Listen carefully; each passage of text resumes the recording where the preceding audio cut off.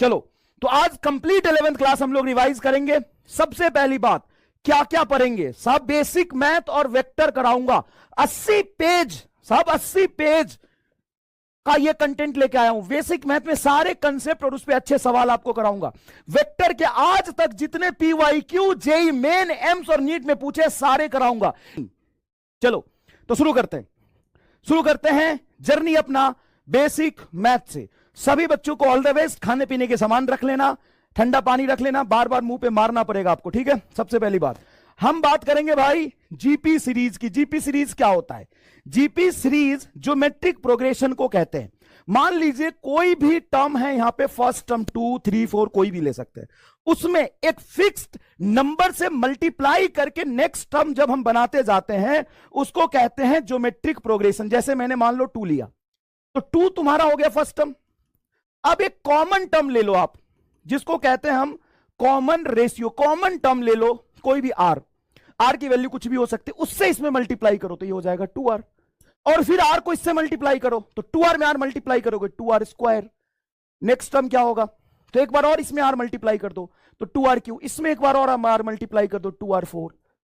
तो next term previous term में are multiply करने से बनता चला जाएगा। इसी को हम क्या कहते हैं? इसको हम कहते हैं जीपी सीरीज। इसको क्या कहते हैं हम? जीपी सीरीज, ठीक है?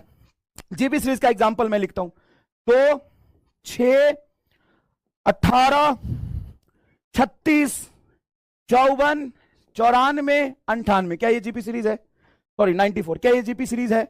हाँ या ना में कमेंट करके बताओ। तो सुनो, यहां पे तुम्हारा फर्स्ट टर्म है, पहला टर्म कोई भी ले सकते हो तुम 2। अब क्या एक फिक्स नंबर से मल्टीप्लाई करके ही दूसरे टर्म बने हैं? अगर हां तो ये जीपी सीरीज है, अगर ना तो ये जीपी सीरीज नहीं है। देखो 3 से मल्टीप्लाई करोगे, 2 × 3 तो देखो ये 6 बन गया, ठीक है? 6 को 3 से मल्टीप्लाई करोगे 18 बन गया। 18 को 3 से मल्टीप्लाई करोगे तो 54 आना चाहिए, 36 बीच में आ गया, गलत हो गया। मतलब ये होता है कि एक तो होगा आपका फर्स्ट टर्म, ऊपर एक कॉमन नंबर से मल्टीप्लाई करके दूसरा डिजिट आप बनाते जाओगे। तो 36 को हटा दूं और यहां पे 54 रख दूं, क्या अब ये जीपी सीरीज है? हां, सो ऑन, ये जीपी सीरीज है। और इस जीपी सीरीज का आपका जो कॉमन रेशियो होता है वो डिफाइन होता है, कोई भी नंबर उठा लो और उसको उससे पहले वाले से डिवाइड कर दो तो ये हो जाएगा तुम्हारा कॉमन रेशियो, ठीक है? कॉमन रेशियो निकालने का क्या तरीका होता है बेटा? कॉमन रेशियो निकालने का तरीका होता है कि आप कोई भी अन्य टर्म उठा ले, उसको पहले वाले से डिवाइड कर दे तो वो आपका आ जाएगा कॉमन रेशियो। इसके सम का फॉर्मूला